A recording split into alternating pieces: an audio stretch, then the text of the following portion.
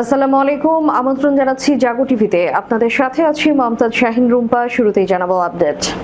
পতন নিশ্চিত, বিদায় নেতানিয়াহু। ক্ষমতার গদি হারাচ্ছে গাজার কসাই। সৌদি মিশরের যৌথ স্যাটেলাইট প্রকল্প, নজরদারির আতঙ্কে ইসরায়েল। গোরক্ষক খুনিদের যাবজ্জীবন সাজা দিয়ে চরম হুমকির মুখে ভারতের মুসলিম নারী বিচারক। ভেনেজুয়েলায় ভূমিকম্পে নিহত বেড়ে 1430, নিখোঁজ 51,000, বেঁচে ফেরার সময় ফুরিয়ে আসছে। আফগানিস্তানে 6.2 মাত্রার ভূমিকম্প, কাঁপল পাকিস্তান ভারতও।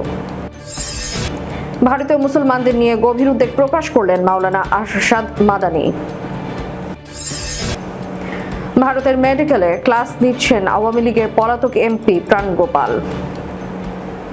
এবার বিস্তারিত। পতন নিশ্চিত, বিদায় নেতানিয়াহু।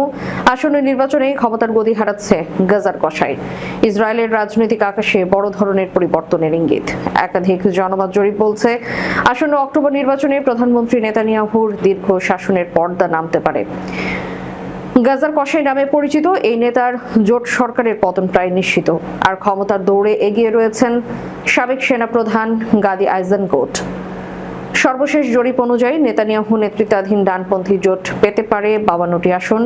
অন্যদিকে বিরোধী দলগুলো 58টি আসনে পৌঁছাতে পারে। তবে সরকার গঠনের জন্য 120 আসনের মধ্যে 61টি আসনের প্রয়োজন। এই ফাঁক পূরণ করতে পারে আরব ও বামপন্থী দলগুলো, যারা 10টি আসন পেতে পারে।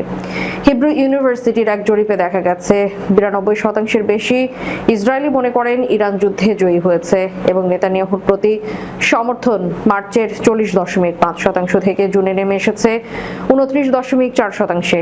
ইসরায়েল ডেমোক্রেসি ইনস্টিটিউটের জরিপে 61% মানুষ মনে করেন তার নির্বাচনে দাঁড়ানো উচিত নয়। সাবেক সেনাপ্রধান গাদি আইজেনকোটের দল ইয়াশার, যার অর্থ সোজা, সম্প্রতি জনপ্রিয়তার ব্যাপক উৎফুল্লন ঘটিয়েছে। তার দল বর্তমানে 21টি আসনে পৌঁছে লিকুদের সঙ্গে সমতায় রয়েছে। 66 বছর বয়সী আইজেনকোট 2023 সালের ডিসেম্বরে গাজায় তার ছেলেকে হারিয়েছেন, যা ইসরায়েলি জনগণের কাছে তার প্রতি সহানুভূতি তৈরি করেছে। সামরিক কৌশলবিদ হিসেবে তিনি দাহিয়া ডক্ট্রিন এর প্রবক্তা, অর্থাৎ হিজবুল্লাহর মতো শত্রুদের উপর অসম্মানজনক ও বিধ্বংসী হামলা চালানোর নীতি। তবে তিনি তুলনামূলকভাবে কেন্দ্রপন্থী হিসেবে পরিচিত আরব অতি অর্থোডক্স ইহুদিদের সেনাবাহিনীতে অন্তর্ভুক্তির পক্ষে। কেন নেতানিয়াহু হারছেন? যুদ্ধ ও কূটনৈতিক ব্যর্থতা, ট্রাম্পের ইরান চুক্তি ও লেবাননের যুদ্ধবিরতি ইসরায়েলের জন্য অপমানজনক বলে মনে করা হচ্ছে। সাবেক মন্ত্রী ড্যানিয়েল ফ্রিডম্যান বলছেন, ট্রাম্প নেতানিয়াহু ইসরায়েলকে অভূতপূর্ব অপমানের মধ্য দিয়ে নিয়ে গেছেন। জোটের অস্থিরতা, অতি অর্থোডক্স হেরেদি দলগুলো ইতোমধ্যে নেতানিয়াহুর জোট ছেড়ে দিয়েছে। কট্টরপন্থী মন্ত্রীদের সঙ্গে সম্পর্ক দিন দিন খারাপ হচ্ছে। অভ্যন্তরীণ বিদ্রোহ, ইসরায়েলের রাস্তায় এখন বিদায় নেতানিয়াহু স্লোগান। সম্প্রতি ইডিএফ কারাগারে হেরেদিদের বিক্ষোভ এবং জেরুজালেমে বিরোধী শিবিরের প্রতিবাদ, সব মিলে নেতানিয়াহুর বিরুদ্ধে জনমনে তীব্র অসন্তোষ। বিশেষজ্ঞরা বলছেন, ইসরায়েলের নির্বাচনের ফল নির্ধারণে গুরুত্বপূর্ণ ভূমিকা রাখতে পারে দেশটির আরব ও বামপন্থী দলগুলো। যদিও জায়নিস্ট বিরোধীরা এখনো আরব দলগুলোর সঙ্গে জোটে রাজি নয়, তবে সংখ্যাগতভাবে আর কোনো পথ খোলা নেই। হাদাস দলের নেতা ওফর কাশিফ বলেছেন, নেতানিয়াহুকে সরানো আবশ্যক 100%। তিনি স্পষ্ট করেছেন, ফাসিবাদী ডানপন্থী সরকার থেকে মুক্তি পেতে তারা অন্য ডানপন্থীদের সঙ্গে জোট করতেও রাজি। যুক্তরাষ্ট্রের প্রেসিডেন্ট ট্রাম্প ইতিমধ্যেই নেতানিয়াহুকে পাগল বলে সম্বোধন করেছেন এবং জানিয়েছেন তিনি জানেন না নেতানিয়াহু আবার নির্বাচনে দাঁড়াবেন কিনা। সম্প্রতি তিনি ইসরায়েলকে লেবাননে সংযত হওয়ার আহ্বান জানিয়েছেন এবং সিরিয়াকে হিজবুল্লাহ মোকাবেলায় বৃহত্তর ভূমিকা নেওয়ার পরামর্শ দিয়েছেন। বিশেষজ্ঞরা বলছেন, ট্রাম্পের কাছে নেতানিয়াহুর রাজনৈতিক দুর্বলতা স্পষ্ট, যা দীর্ঘদিনের এই মৈত্রীতে ফাটল ধরিয়েছে। বিদায় নেতানিয়াহু এই স্লোগান যেন বাস্তবে রূপ নিতে শুরু করেছে। ইসরায়েলের রাজনীতিতে নতুন অধ্যায়ের সম্ভাবনা তৈরি হয়েছে, কিন্তু সেই অধ্যায় কেমন হবে তা নির্ভর করছে আগামী কয়েক সপ্তাহের জোট বদল ও জনমতের দোলাচলের ওপর। সৌদি মিশরের যৌথ স্যাটেলাইট প্রকল্প, নজরদারির আতঙ্কে ইসরায়েল। যৌথভাবে একটি নতুন রিমোট সেন্সিং স্যাটেলাইট নির্মাণের উদ্যোগ নিয়েছে সৌদি আরব এবং মিশরে। প্রকল্প ঘিরে মধ্যপ্রাচ্যের আঞ্চলিক নিরাপত্তা ও কৌশলগত ভারসাম্য নিয়ে নতুন আলোচনা শুরু হয়েছে। প্রকল্পটি কেবল বৈজ্ঞানিক বা বাণিজ্যিক উদ্যোগ নয়, বরং এটি ভবিষ্যতে সামরিক ও কূটনৈতিক প্রভাব বিস্তারের ক্ষেত্রেও গুরুত্বপূর্ণ ভূমিকা রাখতে পারে বলে মনে করছেন অনেকেই। সৌদি অর্থায়ন এবং চীনা অবকাঠামোর সমন্বয়ে গড়ে ওঠা এই প্রকল্প ভবিষ্যতে আঞ্চলিক কৌশলগত ভারসাম্যে প্রভাব ফেলতে পারে। বিষয়টি ইসরায়েলের জন্য বিশেষভাবে উদ্বেগের, কারণ ইসরায়েলের জ্যেষ্ঠ কর্মকর্তারা 1 বছরেরও বেশি সময় ধরে অভিযোগ করে আসছেন যে মিশর 1979 সালের শান্তি চুক্তির প্রথম সংযোজনে নির্ধারিত সীমার বাইরে সিনাই উপদ্বীপে অতিরিক্ত সাজোয়াজান ও সেনা মোতায়েন করেছে। এ বিষয়ে মিশর কখনো অভিযোগ অস্বীকার করেছে, আবার কখনো কৌশলগত অস্পষ্টতা বজায় রেখেছে। সম্প্রতি সৌদি মন্ত্রিসভা মিশরের সঙ্গে যৌথভাবে দেশটির প্রথম স্যাটেলাইট নির্মাণ প্রকল্প অনুমোদন দেয়। দুই দেশ জানিয়েছে এটি পৃথিবী পর্যবেক্ষণ, রিমোট সেন্সিং এবং বাণিজ্যিক কাজে ব্যবহারের জন্য তৈরি করা হবে। সৌদি আরব এই প্রকল্পকে যুবরাজ মোহাম্মদ বিন সালমানের ভিশন 2030-এর অংশ হিসেবে তুলে ধরেছে, তবে প্রকল্পটির কৌশলগত গুরুত্ব অনেক বেশি। মিশরের অর্থনৈতিক সংকট এবং উপসাগরীয় দেশগুলোর বিপুল আর্থিক সহায়তার ফলে মিশর ক্রমেই সৌদির ওপর বেশি নির্ভরশীল হয়ে উঠেছে। এ অবস্থায় যৌথ স্যাটেলাইট প্রকল্প সৌদি আরবকে মিশরের নিরাপত্তা অবকাঠামোর সঙ্গে আরও ঘনিষ্ঠভাবে যুক্ত হওয়ার সুযোগ করে দিতে পারে। মিশরের বৈদেশিক ঋণ উল্লেখযোগ্যভাবে বেড়েছে এবং গত 1 দশকে উপসাগরীয় দেশগুলো দেশটির অর্থনীতিতে বিপুল বিনিয়োগ করেছে। এর মধ্যে সংযুক্ত আরব আমিরাত ও সৌদি আরবের বড় অঙ্কের বিনিয়োগ রয়েছে। অতীতে মিশরের কয়েকটি রিমোট সেন্সিং স্যাটেলাইটকে বেসামরিক প্রকল্প হিসেবে উপস্থাপন করা হলেও সেগুলোর তথ্য সামরিক প্রয়োজনে ব্যবহারের অভিযোগ উঠেছিল। নতুন স্যাটেলাইটটি আরও উন্নত সক্ষমতার হলে মিশরের সীমান্ত, লোহিত সাগর ও সিনাই উপদ্বীপে নজরদারির ক্ষমতা বাড়তে পারে বলে ধারণা করা হচ্ছে। গোরক্ষক খুনিদের যাবজ্জীবন সাজা দিয়ে চরম হুমকির মুখে ভারতের মুসলিম নারী বিচারক। ভারতে 21 শতাব্দীতে এসেও বিচার ব্যবস্থার নিরপেক্ষতা ও বিচারকদের নিরাপত্তা নিয়ে বড় সড় প্রশ্ন উঠে গেল। 2022 সালের একটি নৃশংস গণপিটুনি মামলায় 14 জন তথাকথিত গোরক্ষককে যাবজ্জীবন কারাদণ্ড দেওয়ার পর থেকে চরম সাম্প্রদায়িক আক্রমণ ও প্রাণনাশের হুমকির মুখে পড়েছেন মধ্যপ্রদেশের একজন মুসলিম নারী বিচারক। ঘটনার জেরে তীব্র চাঞ্চল্য তৈরি হয়েছে গোটা দেশ জুড়ে। 2022 সালের 2 থেকে 3 আগস্ট রাতে মধ্যপ্রদেশের নর্মদাপুরম জেলায় নাজির আহমেদ নামের এক মুসলিম ট্রাক চালককে গবাদি পশু পরিবহনের অভিযোগে পথ আটকে নির্মমভাবে পিটিয়ে হত্যা করে একদল উগ্রপন্থী। গত 12 জুন এই মামলার রায় ঘোষণা করেন অতিরিক্ত জেলা ও দায়রা জজ তাবাসসুম খান। আদালতে এই হত্যাকাণ্ডকে চরম বর্বর ও নৃশংস বলে আখ্যা দিয়ে বেআইনিভাবে দলবদ্ধ হয়ে হত্যার অভিযোগে 14 জন অভিযুক্তকে যাবজ্জীবন কারাদণ্ডের নির্দেশ দেন। আদালতের এই ঐতিহাসিক রায়ের পরেই পরিস্থিতি উত্তপ্ত হয়ে ওঠে। সাজাপ্রাপ্তদের পরিবারের সদস্যরা পুলিশের গাড়ি আটকে বিক্ষোভ দেখায়। তবে পরিস্থিতির সবচেয়ে নোংরা রূপ নেয় সামাজিক যোগাযোগ মাধ্যমে।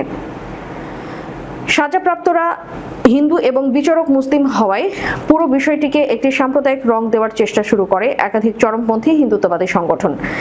বিচারক তাবাসসুম খানকে হিন্দু বিরোধী আখ্যা দিয়ে তার পুত্তলিকা দাহ করা হয়।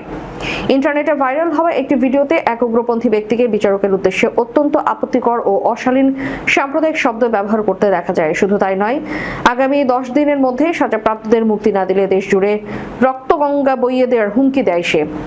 উগ্র ডানপন্থী টেলিভিশন চ্যানেল সুদর্শন নিউজের সম্পাদক সুরেশ শাহবানকে এই রায়কে জুডিশিয়াল লিঞ্চিং বা আইনি হত্যাকাণ্ড বলে অভিহিত করেন এবং প্রকাশ্যে অপরাধীদের পাশে দাঁড়ানোর ঘোষণা দেন।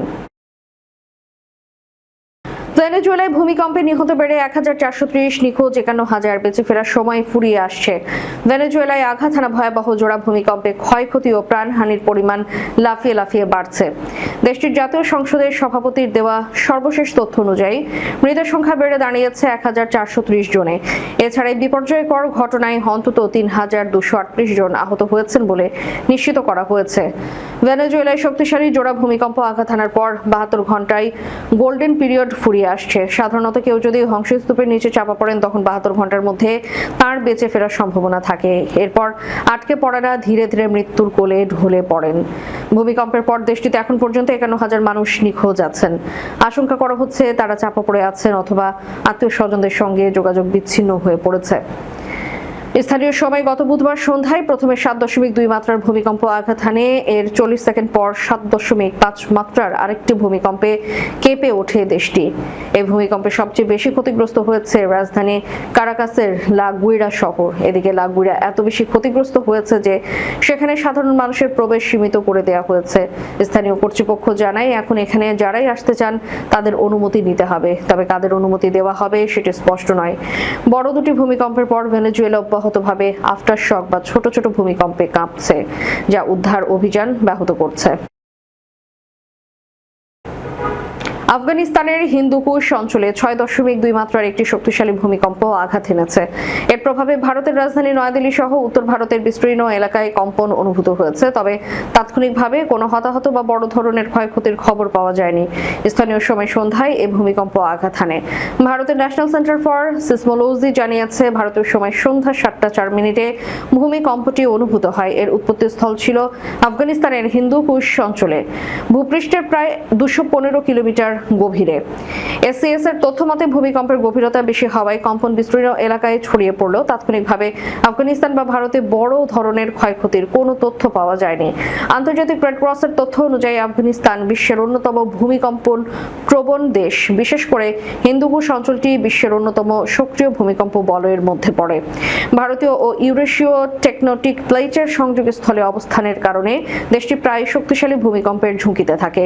এর আগে শুক্রবার থেকে পাকিস্তানের দক্ষিণ পশ্চিমাঞ্চলীয় বেলুচিস্তান প্রদেশে অন্তত 5টি মাঝারি মাত্রার ভূমিকম্প আঘাত হানে।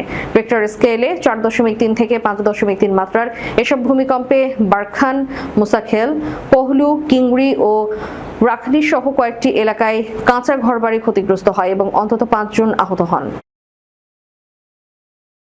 ভারতীয় মুসলমানদের নিয়ে গভীর উদ্বেগ প্রকাশ করলেন মাওলানা আরশাদ মাদানী। ভারতীয় মুসলমানদের বর্তমান পরিস্থিতি নিয়ে গভীর উদ্বেগ প্রকাশ করেছেন দেশটির বরেণ্য আলেম এবং জামিয়াতে উলামায়ে হিন্দের সভাপতি মাওলানা আরশাদ মাদানী। তিনি দাবি করেছেন, ভারতীয় মুসলমানদের জন্য পরিস্থিতি দিন দিন কঠিন হয়ে উঠেছে।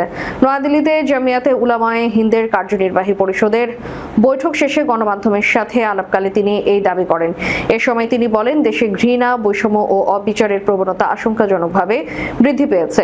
বিভিন্ন ঘটনার পর্যালোচনায় মনে হচ্ছে দেশে যেন এক ধরনের অঘোষিত জরুরি অবস্থা কার্যকর রয়েছে।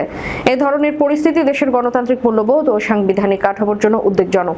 তিনি বলেন, এতে দেশে সংবিধান ও গণতন্ত্রের মূল চেতনা ক্ষতিগ্রস্ত হচ্ছে এবং সংখ্যালঘুদের, বিশেষ করে মুসলমানদের জন্য পরিস্থিতি প্রতিনিয়ত কঠিন হয়ে উঠেছে।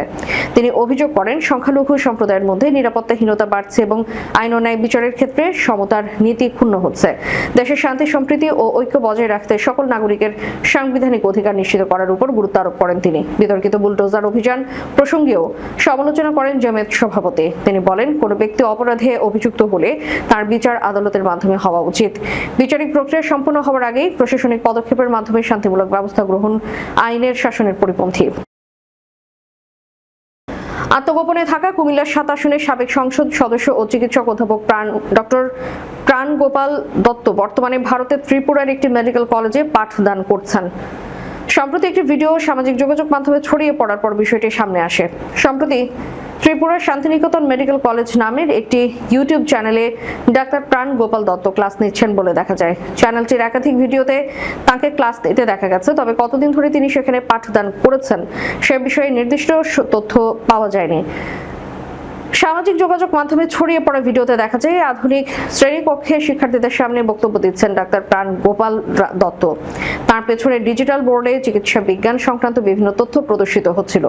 প্রাথমিকভাবে জানা গেছে তিনি নাক, কান, গলা সম্পর্কিত একটি বিষয়ে ক্লাস নিচ্ছিলেন। প্রসঙ্গত, গত 5 আগস্ট ছাত্র জনতার গণ অভ্যুত্থানের মুখে শেখ হাসিনা সরকারের পতনের পর আওয়ামী লীগের একাধিক মন্ত্রী ও সংসদ সদস্যের মতো ডাক্তার প্রাণ গোপাল দত্ত আত্মগোপনে যান। দেশে তার বিরুদ্ধে একাধিক মামলা হয়েছে বলে জানা যায়। দীর্ঘদিন তার অবস্থান সম্পর্কে নির্ভরযোগ্য তথ্য না মিললেও সাম্প্রতিক ভিডিও প্রকাশের পর তিনি ভারতে অবস্থান করছেন বলে নিশ্চিত হওয়া গেছে। অধ্যাপক ডাক্তার প্রাণ গোপাল দত্ত নাক, কান, গলা রোগের বিশেষজ্ঞ। তিনি বঙ্গবন্ধু শেখ মুজিব মেডিকেল বিশ্ববিদ্যালয়ে সাবেক উপাচার্য। চিকিৎসা ক্ষেত্রে অবদানের জন্য 2012 সালে স্বাধীনতা পদক পান। পরে তিনি রাজনীতিতে যুক্ত হয়ে কুমিল্লা 7 আসন থেকে সংসদ সদস্য নির্বাচিত হন। শেষ করার পূর্বে সংবাদ শিরোনামগুলো জানাবো আরো একবার। কত নিশ্চিত বিদায় নেতানিয়াহু, ক্ষমতার গদি হারাচ্ছে গাজার কসাই। সৌদি মিশরের যৌথ স্যাটেলাইট প্রকল্প, নজরদারির আতঙ্কে ইসরায়েল। গোরক্ষক খুনিদের যাবজ্জীবন সাজা দিয়ে চরম হুমকির মুখে ভারতের মুসলিম নারী বিচারক। ভেনেজুয়েলায় ভূমিকম্পে নিহত বেড়ে 1430, নিখোঁজ 51,000, বেঁচে ফেরার সময় ফুরিয়ে আসছে। আফগানিস্তানে 6.2 মাত্রার ভূমিকম্প, কাঁপল পাকিস্তান, ভারতও। ভারতীয় মুসলমানদের নিয়ে গভীর উদ্বেগ প্রকাশ করলেন মাওলানা আরশাদ মাদানী। ভারতের মেডিকেলে ক্লাস নিচ্ছেন আওয়ামী লীগের পলাতক এমপি প্রাণগোপাল। এতক্ষণ আমাদের সাথে থাকার জন্য ধন্যবাদ। আল্লাহ হাফেজ।